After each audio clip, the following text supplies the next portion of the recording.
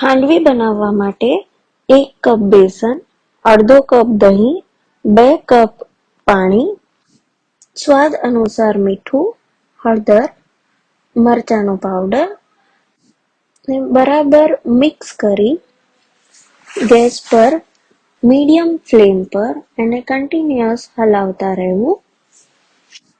ખાંડવી માટેની કન્સિસ્ટન્સી મળે ત્યાં સુધી હલાવતા રહો.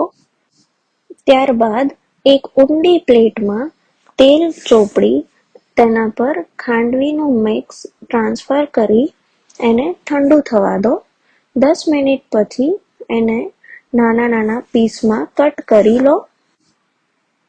એના પર તેલ, રાઈ, તલ, મરચું, હિંગ અને મીઠા લીમડાનો વઘાર કરી ઝીણી કાપેલી કોથમીરથી તમારી પ્લેટને સજાવી દો અને સ્વાદિષ્ટ ખાંડવી તૈયાર છે.